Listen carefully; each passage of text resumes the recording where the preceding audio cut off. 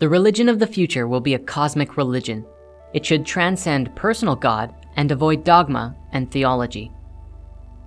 Can you feel it? A sort of anticipation growing stronger and stronger? Another way of putting it is time is speeding up. We've heard that discussion for a while now.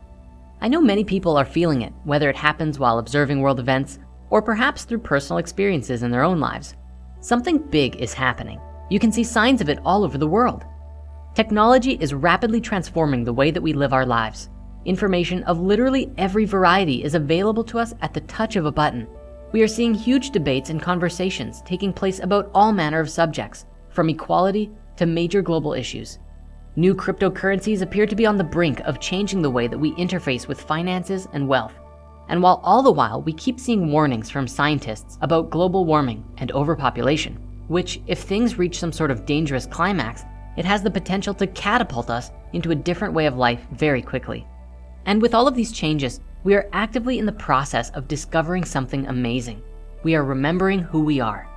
This revolutionary discovery is what will transform life on Earth into something completely different, something incredible and beautiful, aligned harmoniously with nature. So many people across the globe are learning about this, and by applying what they've learned to their lives, have come to witness marvelous changes. Some have been so impacted that they've dedicated their lives to sharing what they've learned with the world. Personally, I'm someone who's still exploring it, and I want more people to talk about it with. Mind, body, spirit. This is the sacred trinity behind life on Earth. Without even one of these three, we could not function properly. And yet, in today's world, we really only understand two of the three. We have scientifically mapped the brain and have a fairly comprehensive understanding of the body. We understand so much about each of these, yet what do we really know about the spirit, the soul? What is it? Where does it come from? For centuries, religions have been the primary source for answers pertaining to the soul, but they're not concrete. Each religion has its own answers about how things work on the spiritual level. Yet, as we've touched on, with so much information available to us and many ancient discoveries continuing to redefine our history, there are many people now recognizing the common threads between all of these religions and putting the pieces together along with modern science, which is skyrocketing our understanding further and further into an amazing new world of freedom and delight. For a long time, these incredible insights went largely unnoticed by the global community. And while governments and secret services of the world acknowledged them, it wasn't something that really got to the masses. Yet, today, the world is waking up. Today, this information is freely available to all of us, and I'm gonna share it with you.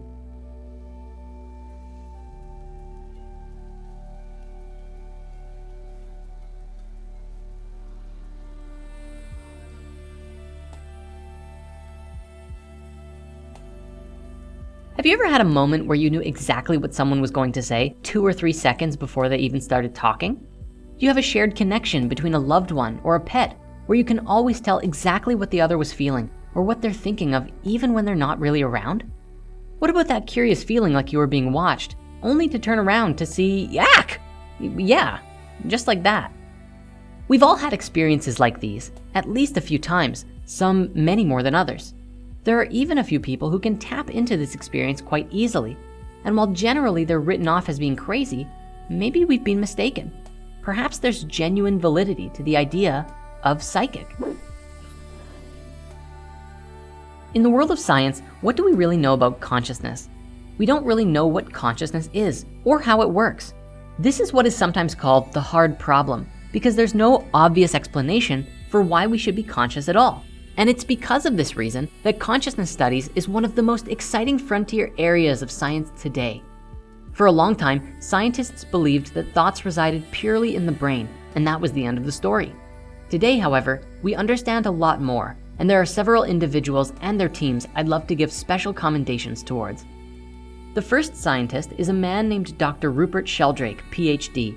This man has compiled a number of powerful and thought-provoking experiments which change the way that we look at and understand our minds. From his work and experiments, he puts forth the idea that the mind is not isolated inside the head at all, but extends out into the world around us as a morphogenetic field. One thing I love about this man is that he used very practical and common experiences that many of us go through on a daily basis and turned them into a wide array of powerful scientific experiments. In one particular experiment, they demonstrated the connection between dogs and humans by monitoring the behavior of the dog when the person was out of the house. And the dogs would repeatedly show behavior of waiting by the door for their human buddy as early as when the person even had the intention to go home, even from long distances away.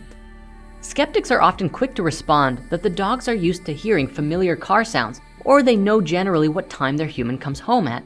And so Dr. Sheldrake ran the experiments using unfamiliar cars and random and unusual times for the individuals to go home, which still yielded the same results, having the dogs wait by the door the moment that the person sets the intention to return. Dr. Sheldrake also did a number of experiments which he described as telephone telepathy, in which people would randomly call a participant and the person on the receiving end would have to guess who is calling them out of a list of possible callers. The results of this study showed a rather high level of intuition for most people, who were able to guess who was calling at a rather high rate than you would expect if it was purely random guessing. This experiment was also taken further with the sense of being stared at, where he proved that people were able to intuitively know whether or not they were being watched, with stunning results as well. Using this morphogenetic field theory, we are able to explain how herd animals move together as if they were a single unit. Dr. Sheldrake explains this by suggesting that each animal in the herd acts a bit like they were their own magnet, emitting its own unique signal into the field. But as they all come together, much like magnets, they link together to form a singular, larger field. What Dr. Sheldrake concludes through his publications and presentations is that the cosmos is not a lifeless mechanism that we have essentially believed since the 17th century, but an organic living system which is designed to evolve and grow, just as we experience in our own lives. I think my favorite line of his is that, in response to people who suggest this phenomenon is paranormal and whatnot, he simply says, "It's not paranormal, it's normal. It's not supernatural, it's natural." In the comments below, you can find links to Dr. Sheldrake's presentation that he gave at Google in 2008, as well as one to an interview he did in 2016. And there are several wonderful Gaia presentations featuring his work as well that we'd love for you to check out. The next scientist I want to share with you is Dr. Dean Radin, PhD, and his team at the Institute of Noetic Sciences. These amazing people have created a most compelling experiment where they demonstrated that using nothing but meditative thought, you can affect the outcome of an experiment from the other side of the planet in real time. Dr. Radin's talk begins by him describing that almost all of the fathers of quantum mechanics have described that something extra physical must be involved in the measurement chain of an experiment. And by this, they referred to consciousness, something outside of what we know as material reality. He then goes on to explain that they built a very simple double slit experiment. Most of you are probably familiar with the double slit experiment, but the simple version is that this is an experiment which shoots photons through two slits, making a pattern appear on the receiver past the slit openings. The thing about this experiment that has mystified scientists for years is that if you don't observe the experiment, the photons seem to shoot through both slits and act as a waveform, giving you a unique wave pattern in the results. However, if you actively observe the photons as they're going through the hole, the photons change their function and act more as if they were solid objects, and either go through one hole or the other, giving you a pattern on the receiving end simply as two slits, as you might expect if you were shooting a tiny BB gun through the holes. Now, what Dr. Radin and his team did was take this experiment to the next level by taking meditators outside of the room and away from the double slit machine to focus on the experiment taking place and see if they can, using nothing but their thoughts, intentions, and consciousness, affect the outcome of the experiment. The results of this experiment were so phenomenal and conclusive that they received a 5 sigma result, which in science terms essentially means that there is only a 1 in 3.5 million chance that the positive results they received were due to statistical fluctuations over the spectrum of the experiments performed. Because of these tremendous results, the Noetic Sciences team put their experiment on the internet to really put it to the test, and between January 2012 and December of 2014, they received thousands of sessions from around the world. Once again, they received compelling results of an individual's ability to affect the outcome of an experiment irrespective of distance. People did this from across the globe and still affected the experiment's results in real time simply by the power of their meditation. Further, we should mention that these guys were incredibly thorough in their experiments, taking account of a wide array of possibilities that might be affecting the outcome of the experiment. Dr. Radin also presents towards the end of his talk that they are not the only ones who have demonstrated this, And he pulls out a number of past experiments that have been done throughout the last several decades that have come to the same conclusions, but of course, didn't receive much respect from the global scientific community. He explains that this is likely because most of science so far is based on a materialistic paradigm, and that if we add consciousness to the base in our model of the universe, as long as we can figure out the bridge between consciousness and physics, we don't have to throw out our old information, but rather just continue to add to it and develop our understanding as we always have done. If you're curious about all of the details, I highly recommend watching the full presentation on YouTube, and we'll include links to this in the comments below. What Dean and his team essentially concluded was that it's not so much that consciousness just collapses the wave function, but rather that consciousness steers the outcome of the experiment. Observational effect is an active experience rather than passive. Further, the role of consciousness in the physical world can be tested. It has been tested many times and in many ways, and the results of these experiments suggest that consciousness is an active participant in reality. Now, these experiments largely have to do with thought, feeling, and intention. But as we discussed earlier, what about the soul? Well, this is very interesting because in a book called The Field by Lynn McTaggart, she shares with us the work of a man named Dr. Fritz Albert Popp, PhD. This man and his researchers have conducted experiments that confirms the existence of biophotons. These particles of light with no mass transmit information within and between cells inside of us. His work shows that DNA in a living cell stores and releases photons, creating biophotonic emissions that may hold the keys to illnesses and health. Over the years, Popp has published 8 books and more than 150 scientific journal articles and studies which address many questions of theoretical physics, biology, complementary medicine, and biophotons. There's some great articles and videos to check out about his work, and we'll post some links to those in the comments below as well. Dr. Popp's work is especially interesting because it describes that at our most fundamental level, we are beings of light. This goes back to a number of ancient spiritual traditions and teachings who explain that we are all created beings of light, whole and complete, but have forgotten who we are, and that by our process of remembering, we can actively increase the amount of light that our DNA is emitting and raise our consciousness to a point that we may experience what is called ascension. The rising into a new way of life and a new world of possibilities opens to us, free of suffering. This is what is described by the card The Child in Patch Tarot, which fuses the 0 and the 1 together, showing the connection between the masculine and the feminine within us, the harmony between the heart and the mind in perfect balance to create the phi ratio, and speaks to the limitless possibilities that are available to us when we live from this enlightened place. Now, with all of this research out of the way, let's bring things down to a practical level for all of us. Let's say for the sake of discussion that when you think of something, anything, it appears right in front of you. No, not physically, but let's say it appears in a different realm, one that is in and around all of us, the field that the scientists were describing by their experiments. We can call it the field, the astral realm, the thought realm, whatever you like. For the sake of simplicity, in this video, let's call it the field. When you're doing something, you start by thinking about it. Whether you're building a pool in your backyard or making a sandwich, you have to have thought of it first. Even the subconscious thoughts for things like walking and breathing. This shouldn't be anything new to us. We think of things before we do them, even if it's a split second before the action. This is just how we function, and the physical actions we take generally match the thoughts that we've created in our minds. You might say that we move through our thoughts, turning non-physical thoughts into physical actions.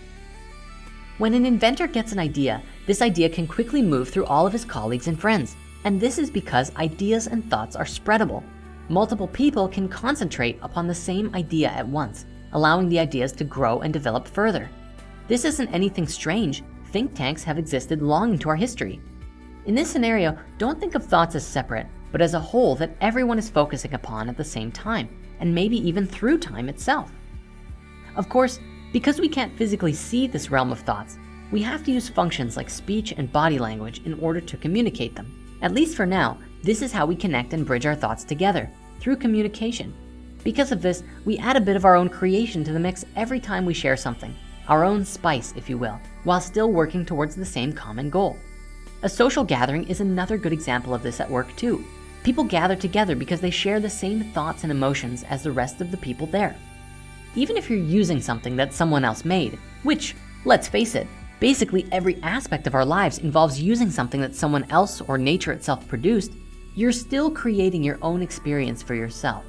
You manifested that iPad, house, relationship, or whatever into your experiences. With the notion that thoughts connect with other thoughts comes our first big realization. This new understanding of just how intertwined we really are. We are not only connected in the physical realm, but mentally and spiritually as well. Up until recently, humankind has always understood that they were connected only through their physical being. We assumed that the conscious experience and all of the thinking was totally 100% isolated from everyone else. The fact is, we're not. We are so connected with each other, it's almost impossible to believe. But it's true. We have the science to back it up. Now, thoughts being created are just the tip of the iceberg. The real interesting part comes when you look at emotions. Emotions are much more powerful than thoughts in that they have more gravity. Emotions pull on you. They often control your actions and guide you throughout your life. It's not always your thoughts that decide where you sit in a classroom or on a bus, but rather if you like that girl or you think that guy smells. When a couple is together, it's their emotions that keep them tethered. If they're fighting, it's their emotions that break them apart. You watch TV or movies that stimulates and compels you on an emotional level. You hang out with friends because you have emotional bonds with them. And now this applies on a smaller scale too. Do you ever have a morning where you wake up grumpy and stub your toe getting up and just think, this is just gonna be one of those days. And then the entire day following is terrible and just everything goes wrong? What about days where you wake up excited and happy and ready to go? Your whole day is just excellent in all of the right ways. Even if something bad does happen, you're less affected by it because you're in such a great place emotionally. The reason for these different potentials in how your day goes is due to your emotional state. And to that end, if you wake up in the morning and just take a deep breath and say a prayer of gratitude for your life and the dawning of a new day, it will instantaneously align you with a more harmonious day for yourself. Even if something bad does happen, you can experience it as an opportunity for learning and growth rather than something that, sucks, poo, now I'm in a bad mood, grr. You see, it's through our conscious participation in our own lives that transforms us from riding on the waves of other people's joys and sorrows to creating our own waves and living the life we want to have. You can look into society and see how we create our lives actively by the way that people speak and act. Those who are the most successful are those who talk most of success, and the people who speak most of illness have that. Yes, illness is also a creation of ours. If we have a low immune system, it's because of our own low vibration, which is a product of the disharmony both within us and in our environment. It also relates heavily with food, the primary nourishment that we put in our bodies. Food is a massive conversation on its own, and you can learn more about it in our food series, episode 33. We can liken healing with healthy food to healing from mental and emotional struggles. What quality of thoughts are you allowing into your heart and mind? In this way, healing is a simple process of going inside and addressing our own negativity, resolving the traumas, releasing the pent-up emotional energy, and making room for more light to come through. There's one thing that becomes apparent with this new understanding. We create our reality. We may not always be 100% in control of what happens to us. However, we are 100% responsible for what we do with the experiences that we've had. And we are especially responsible for our own healing of the bad experiences too. Throughout history, we have always played the blame game. It's his fault I didn't get the promotion. It's her fault I couldn't go to the game. It's everyone else's fault I'm so depressed. Whatever it is, and this might be the hardest part to truly get, it's you. All of it is within you. Your happiness, your sadness, your fears, and your fortunes. Every single experience of your life on earth was because of you, for you, and within you. Remember, just as you are creating your own individual reality, we are all co-creating our realities together. We are one species, and as a species, we are creating the realities that we are experiencing as a collective. One argument I hear a lot is, well, what about the starving kids in Africa? How are they creating their starving reality? I would respond to that by suggesting that it's a part of the bigger picture, and that if we can see the bigger picture, we can bring love and support to those in need if we have more abundance than them. This applies through all levels. As a family, you create your reality. and your actions will change what the family experiences. Likewise for a community and a city and a country. Because of this, and because we are not in tune with ourselves, it may often seem like we do not have complete control over what we experience. Sometimes we are seemingly forced into scenarios that are outside of our control. This happens as a result of our collective disharmony and lack of connections to ourselves and our environments. When we become more in tune with what's in our hearts, we can feel out certain scenarios and decide if that's a path we want to take. Maybe I won't go into that dark alley. Maybe it feels right to not take that job. Beyond that, even if you do have an experience that you feel is outside of your control, now it's your turn to decide what you do next.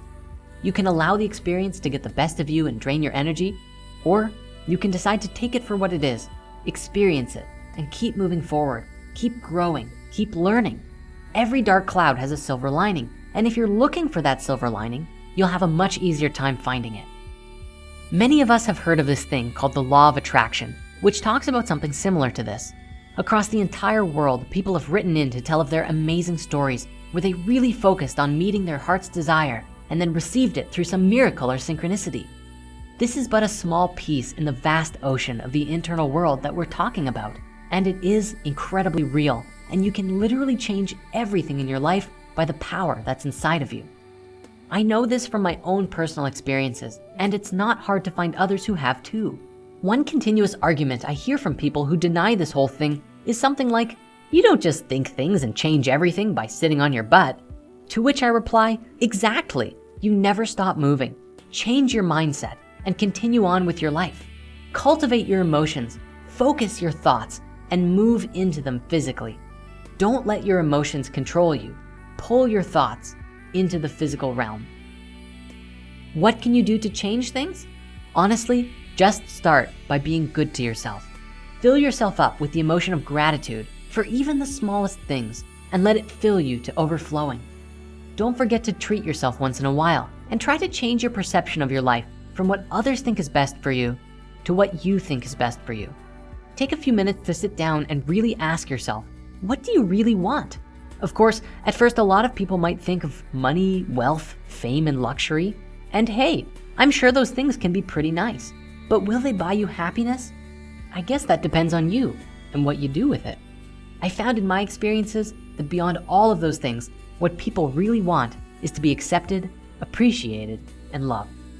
By genuinely giving to others, you will in turn receive that back, and the bonds that connect you to everything around you will strengthen so much further. I want to bring up one more thing before we end this video. There was a scientist in Japan a few years back who made an incredible discovery, but one that even today is generally unacknowledged by the global scientific community. Many of us are familiar with the work of Dr. Masaru Emoto and his experiments freezing water into crystals, which would change their form depending on what emotions were meditated upon before freezing. Now, this experiment received a lot of scrutiny and several failed attempts to reproduce it. However, there is another version of it which is equally as moving.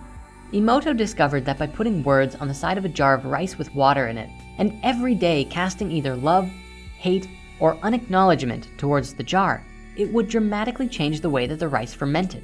This experiment has been performed around the world and is easily replicatable by anyone, even you. And I super encourage anyone who's interested to look up the experiment and give it a try. And for those who have trouble replicating the experiment, we might find more information with Dr. Radin's presentation, who says that there was a very clear difference in the results between practiced meditators and people whose minds tend to wander.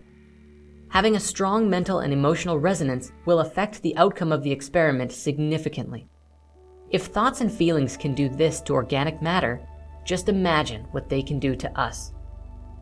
Well, looks like we're about done for the day. But before I go, I want to leave you with words to be with for anyone looking for direction in their lives right now. You can have, do, or be anything you want. Thanks for listening. See you next time.